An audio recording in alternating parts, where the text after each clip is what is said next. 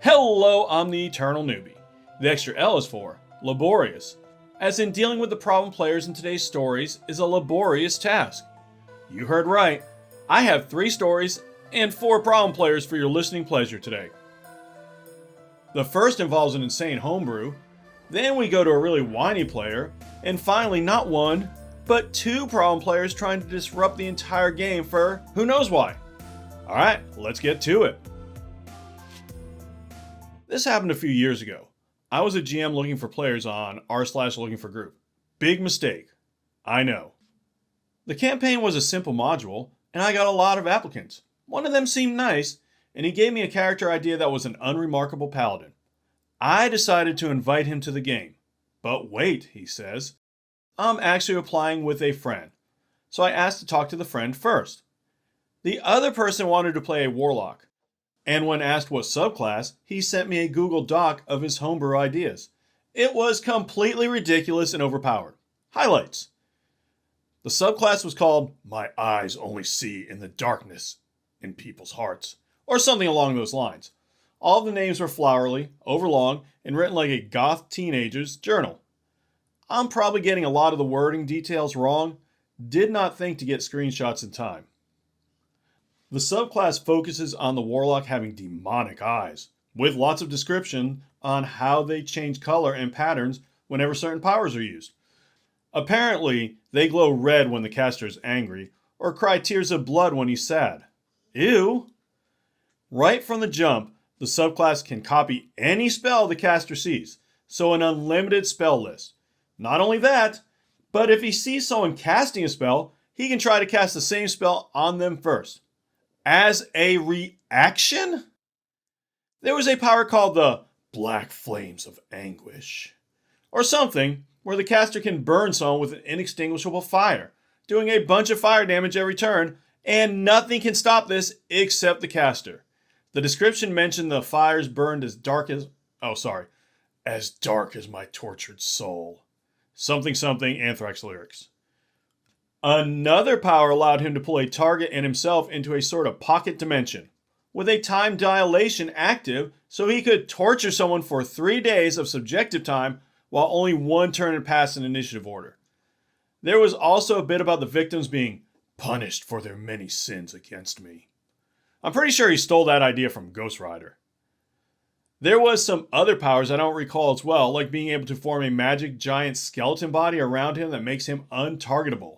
And the capstone ability was some attack that could permanently seal anyone's soul, effectively insta-killing them. And of course there were a bunch of overpowered bonus to various skills. He also included the character's backstory. The warlock is from Japan of course, and has a pet raven that follows him around. His character arc was a revenge plot about finding a guy who killed his parents. My only surprise at this point was that the main weapon his character used was not a katana.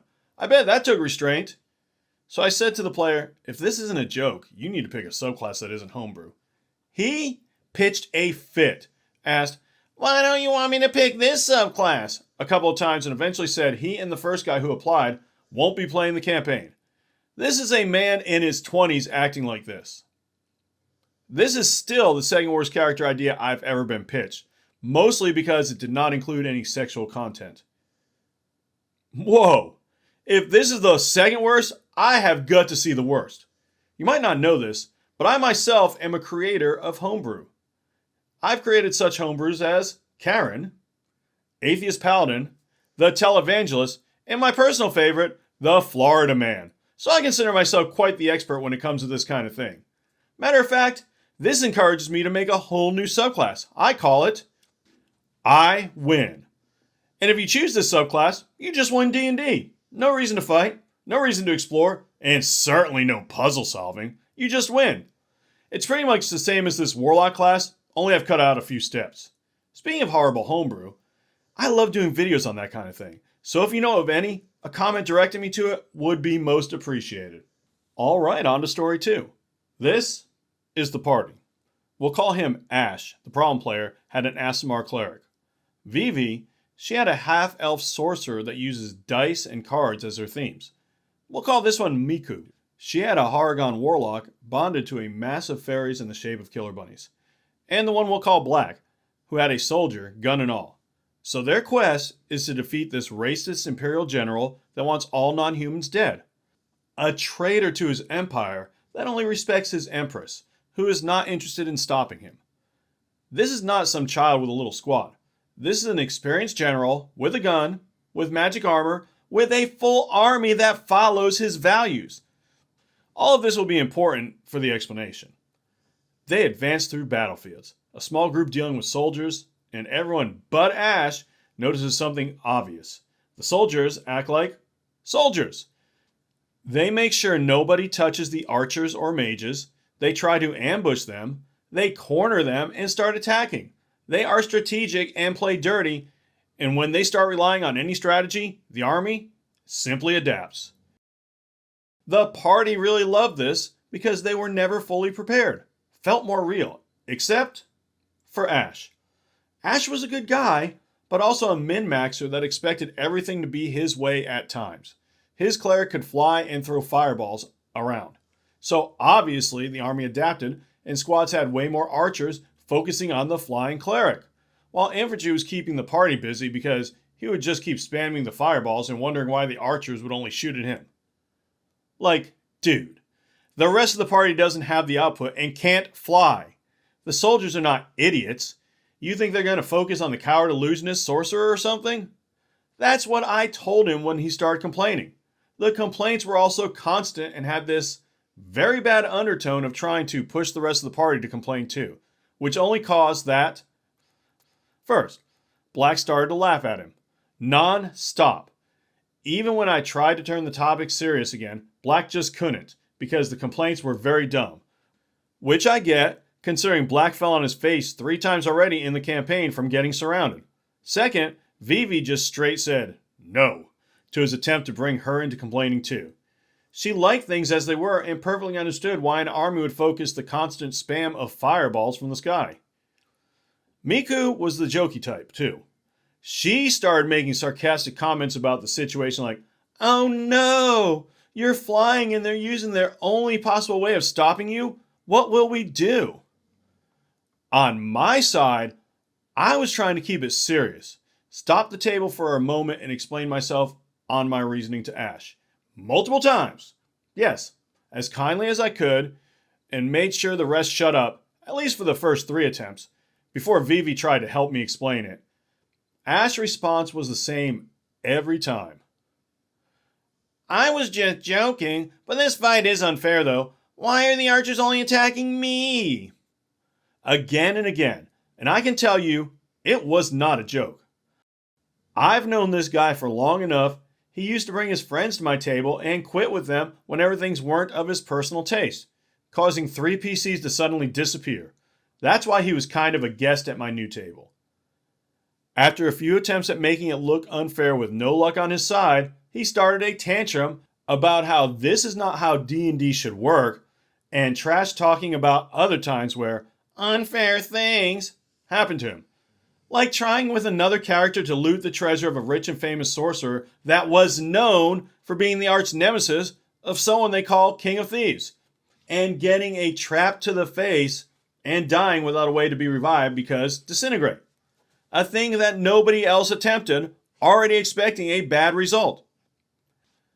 He left the table for a while. He did learn from this after a time, but it was kind of funny.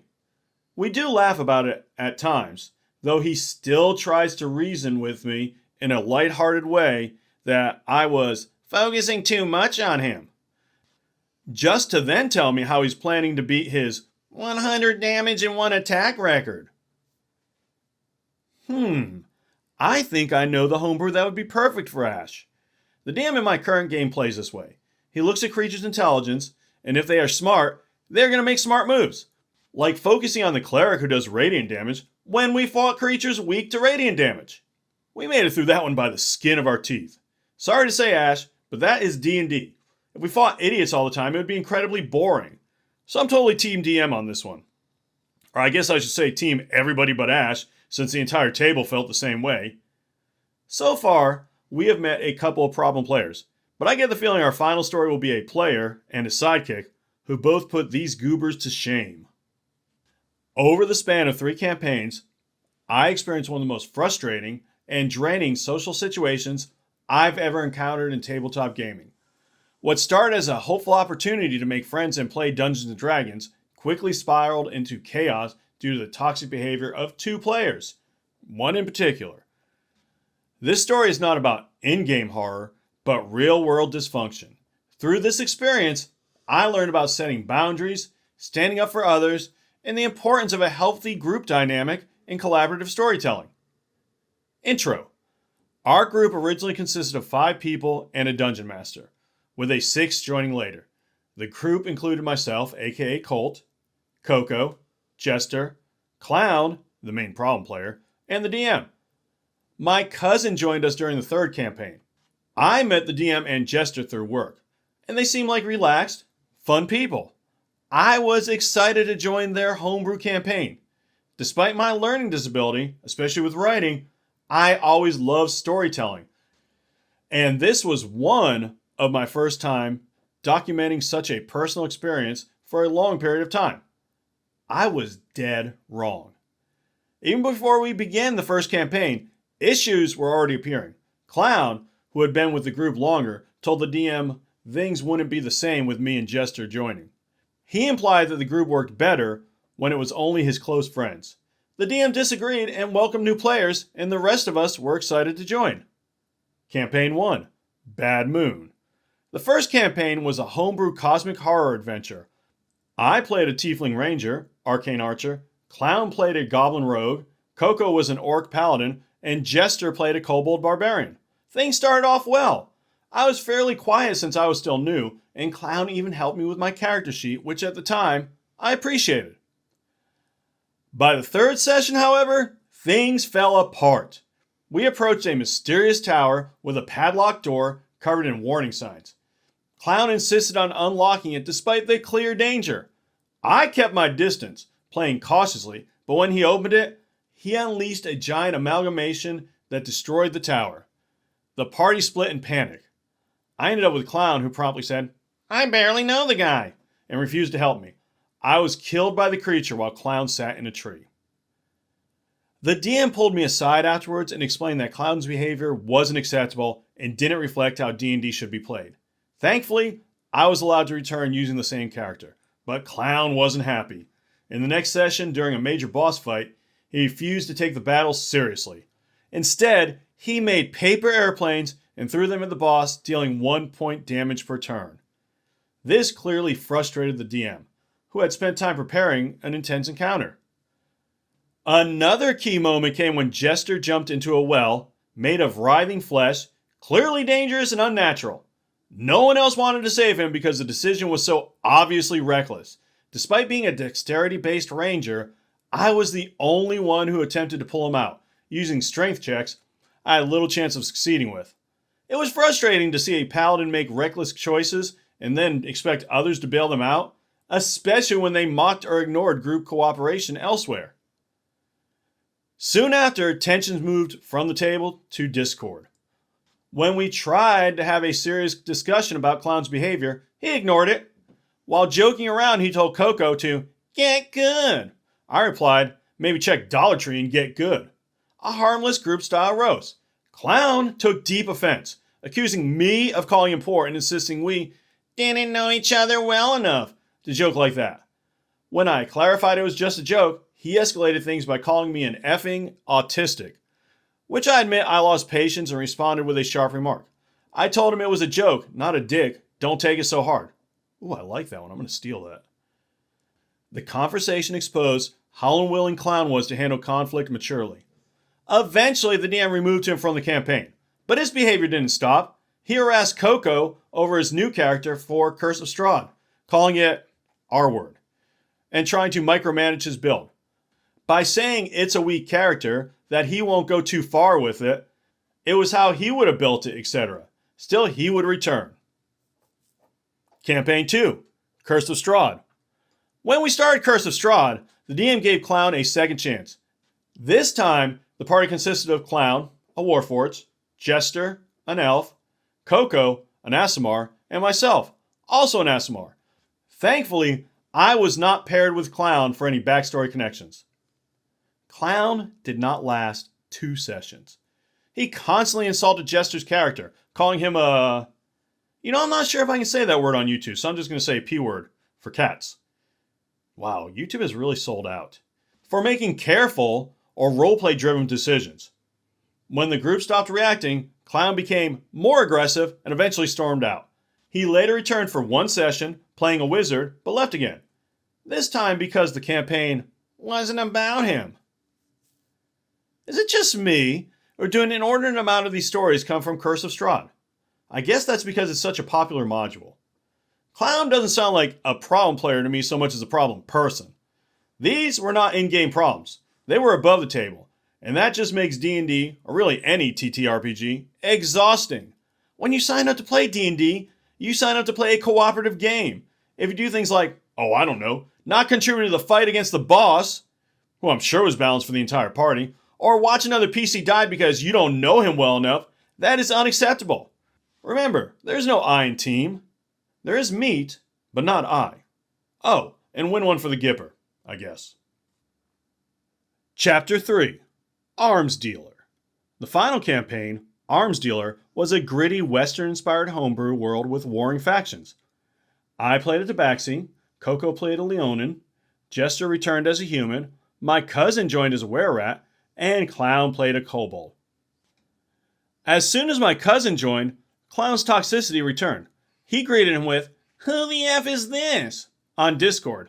Not exactly a warm welcome.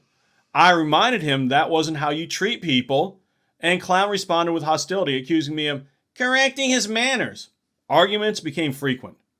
It didn't stop there. Behind the scenes, Clown was privately messaging Jester. Before long, Jester began turning on the DM as well, echoing Clown's criticism that the story was inconsistent and poorly managed. The two of them began actively trying to derail the campaign. To this day, I don't know why or how Jester joined Clown's antics. They attempted to kill central NPCs that were clearly crucial to the plot. Worse, they tried to initiate PvP combat and even encouraged a TPK when they didn't get their way. Jester suggested we off a child NPC just to throw off the continuity in the sequel campaign, something no one else supported. That changed Jester's alignment from neutral good to chaotic evil, as this caused one of the PvPs, basically those who wanted to save the kid versus those who didn't. After that, Jester ran off and triggered combat with a dragon and a Death Knight, both of which were way above our level. As my cousin and I said, no way we can take this on. And the DM warned them that they can't. They refused to listen and the party was wiped out, except for me. I barely escaped using my rogue movement / tabaxi, and when given the opportunity to resurrect someone through story mechanics, I chose my cousin, the only one who stayed with me and didn't try to sabotage the group. Clown and Jester were furious, claiming I favored my cousin and that I should have revived them instead. When I pushed back saying we need to let the DM tell the story his way, Clown lost it, accusing me of derailing the conversation. Jester backed him up. Meanwhile, while the DM was struggling with anxiety and depression, he was profusely apologizing for any inconsistencies. He asked for a short break between sessions to get things back on track. Instead of being understanding, Clown and Jester doubled down on their criticism, picking apart every small thing and dragging out the argument for days. Eventually, my cousin and I stopped responding. That's when Clown began ranting about being ignored. My cousin simply started liking his messages instead of replying, a quiet way to acknowledge without engaging. Clown completely lost it, accusing him of mocking and disrespecting him. I reminded Clown once more, just let the DM run the game. That was the final straw. Clown left the server. Jester followed shortly after. There was so much more than that. However, I was keeping this PG-13. The story basically had more swears tossed around than in Hellaboss / Has-Been. Aftermath. The experience was exhausting, frustrating, and honestly sad. What started as a creative and social outlet turned into a source of stress and anxiety, not because of the game, but because of people who refused to respect it or each other.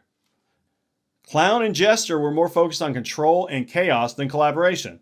They refused to take accountability, constantly disrupted the narrative, and created a hostile environment for the DM and players alike. From PvP attempts and reckless roleplay to harassment, threats, and emotional manipulation, the damage they did went far beyond the table, to the point where DM and I actively avoid Jester at work and DM cut things off with Clown. But after they left, something incredible happened. Our group started having fun again.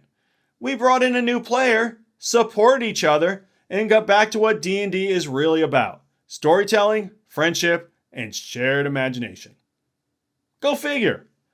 Sorry if this is more underwhelming than others on here, but I am happy to share it. Should have called Clown the garbage man because he took out the trash. Of course, he and Jester were the trash, but he still took them both out. I love it when a problem solves itself. I understand the DM didn't want to kick them from the game, but come on. I'm about as non-confrontational as they come, and I'd have kicked them to the curb as soon as they started actively going against the group. The game is supposed to be fun, and if one or two players are ruining it for everyone else, they don't deserve to play. But that's just my opinion. I would love to hear yours, in comment form. How would you have handled this situation, or any of these situations? Likes are also greatly appreciated because it feeds the almighty algorithm. Finally, if you are new around here, how about sticking around with a sub? And ring that little bell if you desire. Thank you so much for watching, and especially making it to the end. You all are amazing. And as always, play your character. Don't let your character play you.